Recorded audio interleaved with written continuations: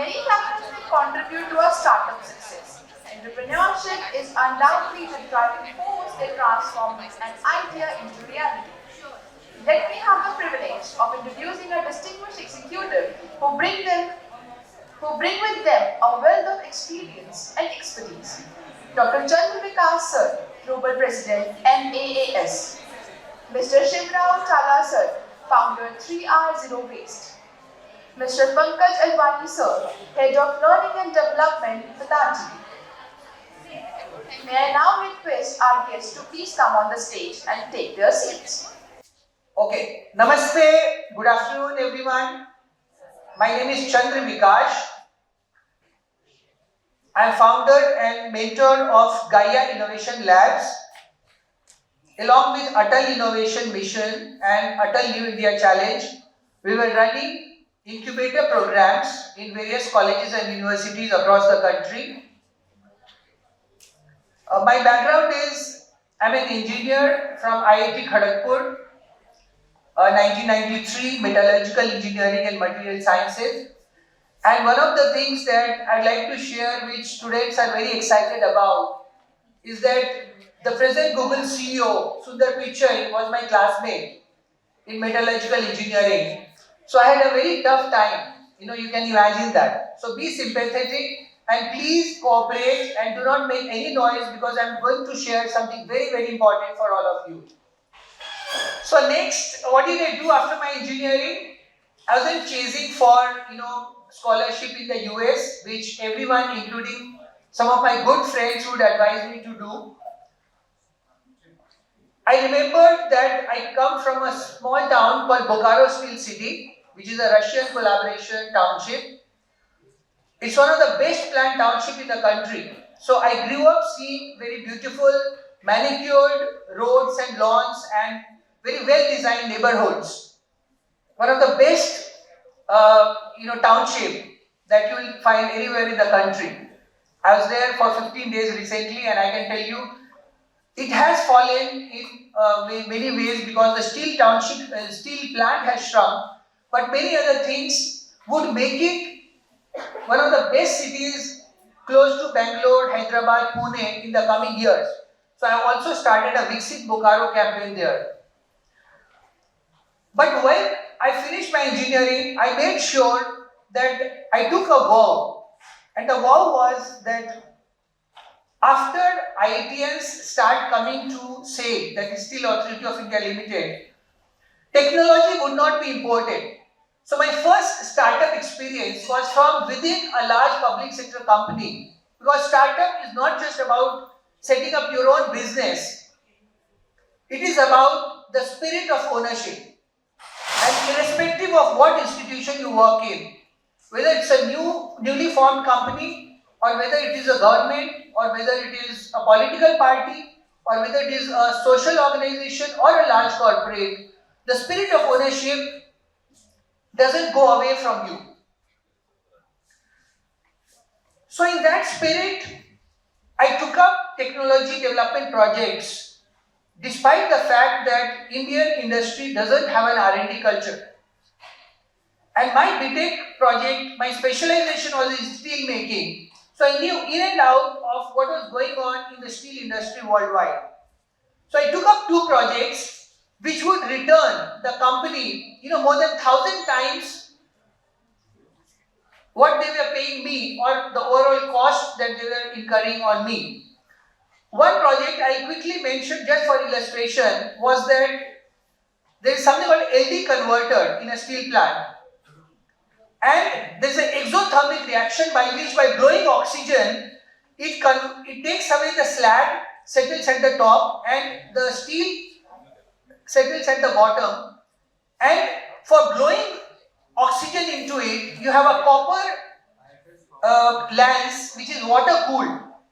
So if you get very close to the molten bath, which is at 1700 degrees centigrade temperature around, you tend to spit, you hit it very hard. So it is like, Deepavali, like sparkles, splashes, but you can damage the tip of the water-cooled lens, and it can burst and it can lead to delay time, which can shut down that converter for weeks. If you keep it very high, then it creates what's called sloppiness. So it creates fogging in the slag, and that also deposits the slag particles on the lens. So effectively that also leads to downtime. So I figured out that Nippon Steel had an online tipping temperature which could take the temperature right there, instead of the present practice in which they would take a sample, they would stop the heat. So lots of heat loss is now happening. Imagine a 1700 degree centigrade molten bar. And they would take a sample, send it through a pneumatic channel to the testing laboratory, and once the chemical composition etc. was confirmed, then only they would stop the heat and decant the steel into a slab. So this was the practice. Now, by ensuring that there is a coating which is non-sticky, like we see non-sticky cookware. So maybe Teflon, maybe lime, maybe zircon. So what kind of coating would ensure that slag particles do not deposit on the lens? Number one. Number two was what kind of online temperature dip would ensure that the heat did not be stopped and the heat loss would not occur. And now I went back to RDCIS, which is the R&D wing of SAIL, because it's a very large steel conglomerate. But they had no R&D culture. Now, being from the township, I knew that I would likely run into these hurdles. So I was prepared to write CAD in my second year of my job. And I made sure that I got into IIM Calcutta. So that kind of precision planning I have had from very early on in my career. I'm just sharing this as an example. There is nothing rocket science about it. Every one of you can practice this. It's a formula which never fails. Look further. Plan your career 10 years, 15 years, 20 years in advance. And with that ability, you'll never be in trouble. You'll never be under any kind of stress. So after doing MBA, the spirit continued. So I'm not just yet another IIM. I happen to be one of those rare species who question the institutions from deep inside the system, which is not a task many of you can pull off. So what happened is that just like in IIT, where I questioned that why the whole curriculum is not focused on career development, on demand responsiveness, because metallurgical engineering professors are not geared to do demand mapping. That's a completely different skill set. Today we have artificial intelligence, we have ChatGPT, we have lots of predictive modeling. Those times India did not have lots of predictive modeling.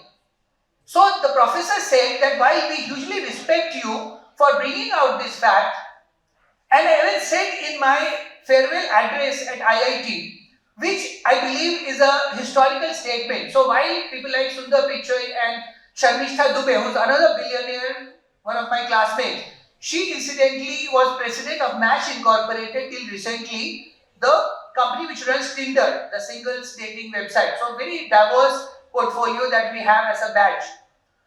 So I told in my farewell address that you have reduced IITs to a farewell vending machine, to a scholarship vending machine, because it was written on the masthead, and this is something that today every Indian patriot should know. It was written on the masthead. It was said, dedicated to the service of the nation. And sir, the joke on the campus was, which nation? To my young impressionable mind, this was anti-national. We were breeding anti-nationals at IITs. We have sent them off at our taxpayer contribution to the United States, from where they are pressurizing to keep the dollar inflated and keep the rupee down. So, while Pravash was sharing about very brutal facts that only 1% of Indian startups see the third year, that's a national shame. And MERI College, love for all his niceties of Lexita and I know him for nearly a year now, and I believe I have a very good rapport with people at MERI College. So I can get away with saying what I am going to tell you. 1% success rate for any country is a national shame. We should be ashamed, the entire startup ecosystem, Startup India, and especially IPSI, who did a lip reading service. Anshuman did not come, but they are wasting millions of dollars of Indian taxpayer money. I'm just letting out some of the corruption scandals in this country.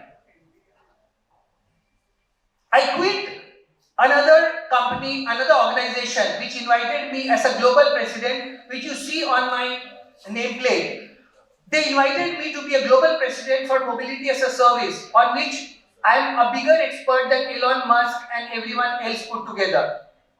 I presented my first paper at Intelligent Transportation System World Congress in Japan in the year 2004 when I was working with Tata Consultancy Services. Next year, and something very important, because if that had happened, Delhi would not face this obnoxious, nauseating and shameful air pollution, more so in winter, but it stays throughout the year. What was that solution that I am talking about? I was a contributor, I was a key contributor to the National Urban Transport Policy, along with Dr. Sanjeev Lohia and Shaleen Kabra, IAS officers. Dr. Lohia is IT Delhi alumni and a good friend. He is presently advisor to World Bank. Mr. O.P. Agrawal, who probably should have known and many others know, he was heading WRI, World Resource Institute. Last I met him in Bengaluru, couple of months back. I reminded him that I made a 3 hours presentation in 2006, in which I said that Delhi should lead in multimodal transportation integration. So I was a visionary of multimodal transportation integration that time. Replacing every petrol diesel vehicle with electric vehicle, we all agreed, we were just having this conversation some time back, will only create more mess, create more problems than it will solve. The solution to Delhi pollution, which I gave in National Urban Transport Policy, is what is called Think Rail, Use Roads. So I'll quickly, because there's always a paucity of time, so this is just a teaser. There's lots more I need to share with you, which I'll do in subsequent sessions. Think Rail, Use Roads essentially has 3 key components that it borrows from the railway system and also from the telecom and the airline system. So, just like, and also the electricity grid. So it is a very cross-pollination of ideas. Think rail, use roads. What does it mean? So when you think of railways, the 3 key things, if you are a good observer, you would notice is that railways have something called dedicated right-of-way network. So the railway network has underpasses and overbridges, and every time it intersects with another grade. So whenever a road transport or a water river comes, then either it would have an overbridge or an underpass, so that it is a seamless dedicated right-of-way network. There is no trespassing allowed, though in India we don't follow it much, and that's why we have lots of accidents there. But railways is supposed to have that. The second important feature that railways have, which we need to borrow into the road network, is that it has interchanges, it has railway stations. So you enter the railway station from one end, then there are platforms where again you have overbridges and underpasses, so that you can navigate to the particular platform in a very seamless, convenient, comfortable way. Similarly, for roadways, I suggested to Mr. O.P. Agrawal, to Urban Development Ministry, and put it in the National Urban Transport Policy along with the pictures, and also told Mr. Sridharan about it, the Delhi Metro founder, that create motorway stations, create hub and spoke by which you identify a seamless network of dedicated right-of-way arterial corridors. and create motorway stations at demand responsive intervals, just like you would do for railway stations. The moment you do that, your first mile, last mile connectivity problem completely goes away, because you are not moving any heavy motor vehicle in the neighborhood space. Just as you would not allow the neighborhood kids to play football in your drawing room, similarly, neighborhoods are supposed to have the sanctity and integrity of walking and cycling and every other mode which maintains eye contact. So anything which IT Delhi trip, Dinesh Mohan and Geetam Tiwari told the world, but they forgot about it to implement it. What they told the world is that any vehicle that is light, that is silent, that is non-severing, if it moves at speed below 35 km per hour, then it doesn't sever walking and cycling. So now in your neighborhood, you have complete freedom because there are no motor vehicles there. All the motor vehicles are now in the motorway station, like bus depots. So if you need space, you create vertical stacks. That's the second point, that interchanges are very important for road system to eliminate traffic jams, to eliminate road accidents, to eliminate air pollution, because 80% of the air pollution comes from transportation related infrastructure and its usage. The third point of railways and telecom and airlines and electricity grid that we need to bring into road system, and something that we must thank Steve Jobs for, this particular touch screen that he gave the world. Steve Jobs was a spiritual person, and I like to quickly share this anecdote about him. That after Steve Jobs was thrown out of Apple, before I come back to this third point on what we need to bring from railways to roads, Steve Jobs in his second innings, when he came back to Apple, he is meeting a developers conference, and a guy asks him a very stinging question. He says that, Mr. Jobs, you've been out of the job for nearly 7 years. You are not clued in, and you want some very radical, drastic changes. How do you plan to do that? It looks very difficult. So he basically challenged Steve Jobs. Steve Jobs kept his cool, and he gave a point that changed the world. And that point, if applied to everything else, changes everything else. What did Steve Jobs say? He said that do not approach problems from the supply side.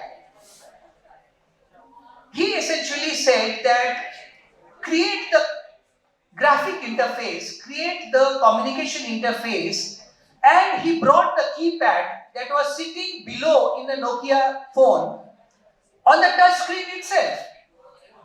And about Steve Jobs, which every aspiring entrepreneur should know, because he is the legend, he is the king of entrepreneurship and for innovation and design. So what Steve Jobs, people around him used to say is that he had such a good knack of reading minds that he could tell the team that if you plan to do something in 3 months, he would give them a target of 24 hours, and that never failed. So some of his, his followers and his fan club, they coined a term called reality distortion field. So what reality distortion field essentially means is something like a hypnosis. So let's say, if I quickly ask you a question, how many of you think that by October of 2025, that is before the next winter sets in, Delhi will not have unsafe, hazardous, toxic air pollution? How many of you think that it is possible? Please, quickly, we are running out of time. How many of you think that by next winter, Delhi will not have this shameful, obnoxious, nauseating, toxic, hazardous air pollution? None of you. None of you. Because we have been so much dumbed down, we've been so much brainwashed, we are so conditioned that something that affects each one of us, every breath we take is poison. And you cannot buy, you cannot carry an oxygen cylinder because it's not practical. You cannot sit inside a room with air purifier. You'll get 10 other diseases anyway, even if you don't die from polluted air. So quickly, because I've been advised that we are running already very late because it's not a very well curated program. So the third point that I need to come to is that railways have a signaling system. Roads have traffic signals, which is 18th century technology sitting on 21st century infrastructure. We have digital public infrastructure. We have air traffic control, which navigates the paths of aircrafts, though they move in three-dimensional space, which has far more pathways than road space. Roads are in short supply because there is lots of encroachment. The carriageways are not uniform. And yet, we haven't yet thought, we haven't yet imagined, even in a country like India, which is the worst victim of traffic jams. My elder daughter missed her train, Shubhra, just 3 days back, coming from Ahmedabad to Delhi, though she left 1.5 hours. So this is not even about Bengaluru, this is about Ahmedabad. Next day she had to catch a flight which also was 2 hours late. And we want to become Viksit Bharat. There's a big question mark on our ability to keep our sanity checked. Forget about, IQ and innovation and creativity and many other brighter things. So the moment we bring land traffic control and the moment our trips start from motorway stations to motorway station, we can do what's called pre-ordained trip routing. So what it essentially means is that we create, instead of chat GPT, we create MaaS VPT. So what MaaS VPT stands for, I'll just conclude on this note. MaaS is mobility as a service. So you can do your own research. What is mobility as a service? It's a buzzword. Uber brought it in India. We are very grateful to them. But they messed it up badly. They think by bribing Mr. Hardeep Singh Puri and the new urban development minister, they can get away with spike pricing. They are in delusion because I've already had discussions with ONDC Mobility. Nitin Nair, who heads ONDC Mobility, which is Open Network for Digital Commerce, that very soon we will come up with a super aggregator app. So irrespective of which app you book from, it will go through a middleware which will allocate the ridership to the vehicle which is nearest, irrespective of which vendor it is. So by creating this fuzzy logic, customers will be benefit from what I call MaaS VPT. So MaaS is mobility as a service and VPT is variegated public transport. So like in housing, we have high income group, middle income group, low income group, business class, economy class, you have 7-star hotel, 5-star hotel, 3-star hotel, dhaba, whatever. Likewise, you will have platinum class in which on a special occasion like your birthday of your mom or on a marriage anniversary, you will get a Rolls Royce or an Audi or a whatever car you may fancy or for that particular day. But for 90% of the trips, you only need a single seat. So we will do a hub and spoke by which you get door-to-door connectivity where you may even get a good bicycle or an electric scooter. Or if you are elderly and if you are not medically fit to walk or cycle, you can hop on to what is called electric golf carts like you see in AIMS campus. But they will be there in every neighborhood to give you connectivity to the nearest motorway station or to the nearest metro rail station. So just my last 30 seconds on a very important announcement that I would like to make. So after 2005-06, when I drafted the National Urban Transport Policy, I applied to TCS for internal entrepreneurship. I asked them for a 500 crore fund because it's an infrastructure project, it needs big money. They said that our policy is that unless you are there for 3 to 4 years, you don't get entitled for internal funding. A year and a half later, I quit to set up 10 systems. 10 stands for transportation, E for energy, N for environment. one of my friends who's a very successful entrepreneur in Pune was the other co-director. We were doing very well. The Urban Development Ministry, O.P. Agrawal ji, he promised me that he will get me 25 lakh funds immediately from the Global Environment Facility Fund, which he was handling. And he did that.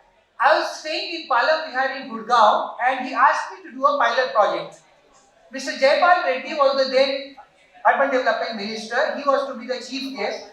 But due to several reasons, despite the fact that we had NDTV covering us, we had Hindustan Times, we had Times of India giving half a page coverage to the public consultation event that we did at Chancellor Club in Palam Vihar. And yet, due to policy reasons, our pilot could not take off. The policy problem was that the moment we were coming from Haryana to Delhi, we had to pay a 25 rupees toll. Now, world over, the practice is that intermediate public transport or public transport is waived off from toll. In India, it is the private vehicles which are exempted and the intermediate public transport, and that 25 rupees completely defeated our proposition because we were creating a shuttle from Palam Vihar Vyapar Kendra to the nearest metro station at that time, Dwarka Sector 9. We went back to Haryana government, we went back to government ministry. Another problem was that we were using electric vehicle shuttle from Scooters India. There was no other, like today we have hundreds of players. That time there was no QR code. That time smartphones were not so ubiquitous. So if you are all game with it, we can create something bigger than Amazon, bigger than Google, bigger than Facebook. But that requires an ecosystem approach. And we can do right here at MERI College Startup. Thank you so much for the wonderful listening that you did. I could see, except for some gossiping at the back benches. And thank you for the opportunity. Thank you.